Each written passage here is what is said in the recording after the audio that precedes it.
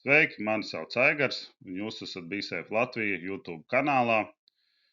Šis ir kanāls par darba aizsardzību ikvienam, kā arī ik viens var piedalīties tā pilnveidošanā, uzlabošanā, atliek uzrakstīt e-pastu vai kā citādāk sakontaktēties, un tātad rezultēties tas var ar kādu video materiālu, kas būs interesants ne tikai konkrētam cilvēkam, bet visiem pārējiem. Tāpat tās var dalīties ar šo informāciju, tā kā izmantot maksimāli, ja jūs uzskatāt, ka tas ir tā vērts, lai mums visiem drošs darbs. Tātad šodien tāds padoms par to, ka mums dažreiz vajag nomainīt telpas, un, protams, ka viens stāsts ir, ka mēs paši uzbūvējam telpu. Šis varbūt būtu ne tas klasiskais gadījums. Jā, šeit var, protams, arī iegūt informāciju par to, ka mēs uzbūvējam, bet, protams, tad, kad telpas pieder mums, tad mums nav tā diskusija tik liela, kurš par ko atbild. Ja, tad mēs zinām, ka parasti, ja mēs esam paši, ja mēs algojam šos te apsaimniekotājus, tad, protams, tur sākās šīs atbildības sadalīšana. Bet šajā gadījumā mēs esam izdomājuši iznomāt jaunu biroju telpas, un atceramies visu, ko mēs izdarām pirms parakstam šo te aktu, ka mēs esam iepazinušies, gatavi šīs telpas nomāt un sāk maksāt naudu. Mums būtu jāveic šī te pirmreizēja apskate, un apskate mums būtu jāskatās gan no darba aizsardzības, gan no ugunsdrošības viedokļa. Tātad juridiski, kā jau es teicu, tātad īpašums varētu piederēt pašiem. Šis nebūs tas gadījums, bet tad mums pašiem ir jāatbild gan par darba aizsardzību, gan par ugunsdrošību, gan elektrodrošību. Mums ir jānodrošina tur atkritumi, iespējams bīstamās iekārtas jāreģistrē un tam līdzīgi.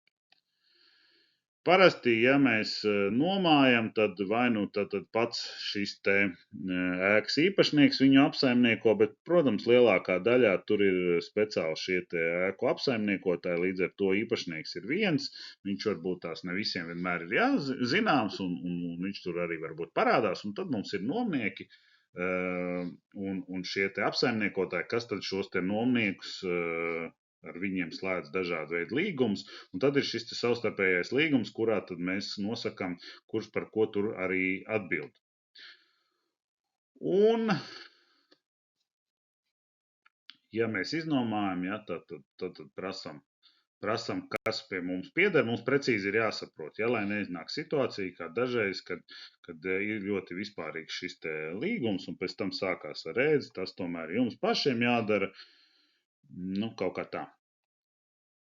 Tātad divas lietas, ko vienmēr vajadzētu atcerēties gan ugunsdrošībā, gan darba aizsardzībā. Tātad es viņus saucu par kustīgām un nekustīgām lietām, un tas ir normāli. Tātad parasti kustīgas lietas par tām atbild nomnieki, jo ko nozīmē kustīgas? Tas nozīmē, ka šodien varu paņemt padusē vai iekrāmēt automašīnā un aizvest, un attiecīgi ir nekustīgās lietas, kas pieder šim te objektam.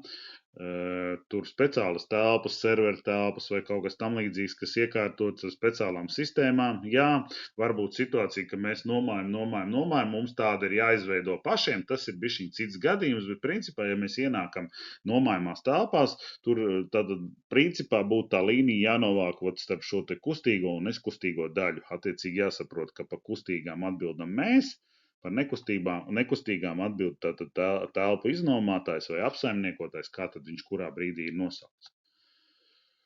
Un pirms parakstam tātad tomēr veicam šo te apgaitu. Tam ir ļoti liela nozīme, jo mēs zinām, ka jebkurš, kurš grib iznomāt, viņš ir ieinteresēts sakārtot, nosacīt šīs te telpas, jo nekas nav stabilāks kā pagaidu risinājums, ka mēs pēc tam to sakārtosim. Protams, ir dažādi varianti. Es esmu redzējis arī pēdējā laikā labu, kur cilvēki ir uzbūvējuši, viņiem ir aizrādīts.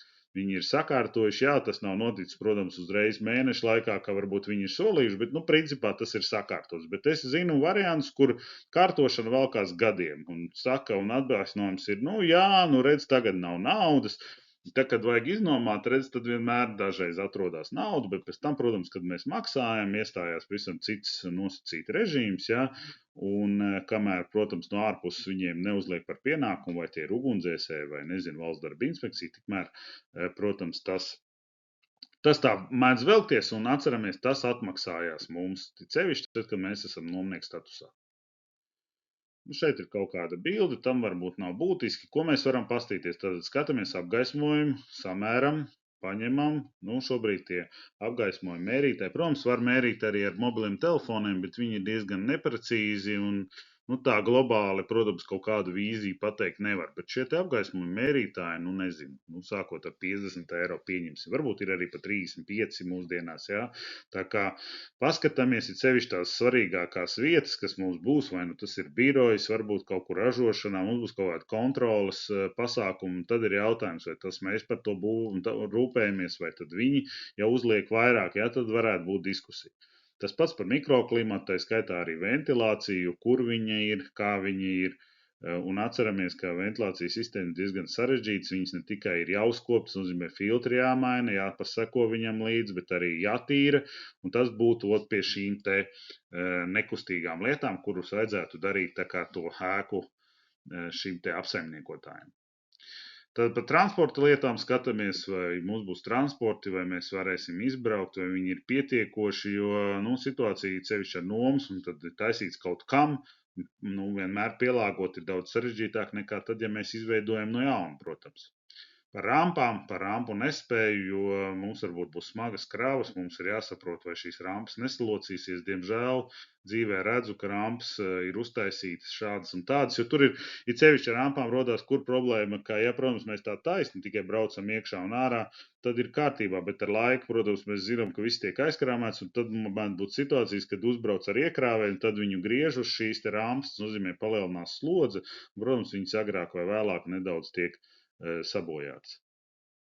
Par noliktavu taisnumu tam ir būtiska nozīme, ja ir ļoti augsti plaukti, jo atceramies, tur 1 milimetrs nelīdzenas grīdas 6-metrīgos plauktos augšpusē, tas jau būs jau centimetri, ja, un lai mums pietiekoši raiti būtu darbs, ja, tad mums ir jāskatās. Es nerunāju šobrīd par to, ka tur viņi ir nelīdzeni, ja, tad principā viņi ir jābūt izlīdzinātāji, lai mums nav bīstamās situācijas, kaut kur mēs neapgāžamies un tam līdzīgi. Tāpat skatāmies, ja mums nomā ar visiem noliktavas plauktiem, tad tur varētu būt diskusija, jo plaukti ir pārvietojumi, kustama lieta, kā es teicu, tad viņi varētu būt jau, un attiecīgi tad mēs varbūt nomājam šo noliktavu, vai mēs nākam ar saviem plauktiem, bet ja mēs nomājam, skatāmies, cik viņi ir taisni, vai viņi nav izlocīti jau līdz šim, jo mēs sāksim likt savu produkciju, lai viņi nenogāžās.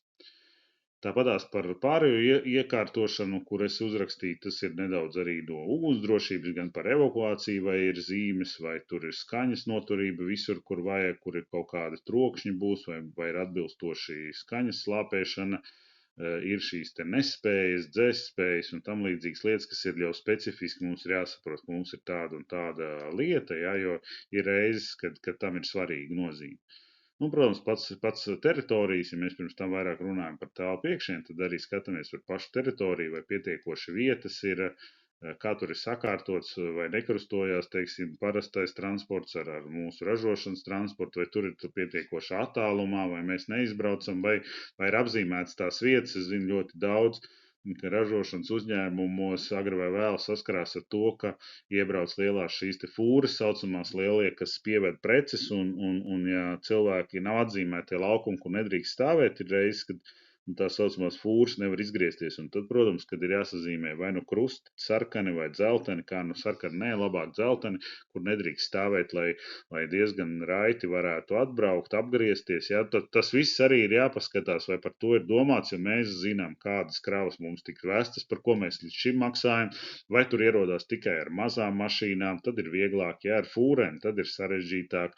Tas viss ir jāņem vērā. Protams, ka vēl ir stāsts par to, ka, ja tur ir vēl vilciens klāt un vēl specifiskas lietas, tad tur arī par šīm te lietām ir jādomā. Un, protams, skatāmies arī to, kā ir domāts par šīm te atkritumiem, nosūce un tam līdzīgi. Ja, tā kā viss tas kopā ir jāpaskatās, un principā, ko es ar to gribēju pateikt, ka labāk ir noalgot tādu sakarīgu darba aizsardzības speciālistu, kas kaut ko saprot, pateikt, šeit būs tas apmēram, šeit būs tas, šeit mēs strādāsim. Protams, visu paredzēt nevar, bet lielākoties apmēram nojaust, kas kur būs, var. teiksim, man ir šobrīd tāds piemērs, kur cilvēkiem, un tas neparādās, ir šī te apkurses sistēma, ja, kur it kā neparādās, bet viņi ir ietaisīti, tā kā tādā pusstāvā, pusotrā stāvā, un viņi tur ir, rada troksni. Protams, ja cilvēki būtu uztaisījuši tur biroju, tad visu dienu būtu troksnis. Jā, šajā gadījumā gluži birojas nav, tur vēl tā varētu sadzīvot, bet šīs ir tās lietas, kuras arī nevar paredzēt. Tā kā arī tad, ja mēs aizējam, bet visforšāk ir tajā brīdī, kad nosacīti šie te nomnieki ir gatavi šīs te telpas nomāt. It sevišķi tas ir stāsts par jaunuzceltām telpām, kad vēl ir pasakam, jā, vot mēs tagad esam gatavi iznomāt, un mēs atkal savukārt ejam, saprotam, ko mēs darīsim, kur sēdēsim, kur nesēdēsim, kā tas ir pēc mūsu plāna, un attiecīgi ņemam un veicam attiecīgi apgaitu, apskati un fiksējam kaut kādā protokolā, kas vēl ir jāizdara šiem te apsaimniekotājiem vai telpu iznomātājiem, lai tad mēs varētu droši iznomāt savus telpas un droši arī darboties. Un video noslēgumā vēlos novēlēt visiem foršu dzīvi drošā darbā.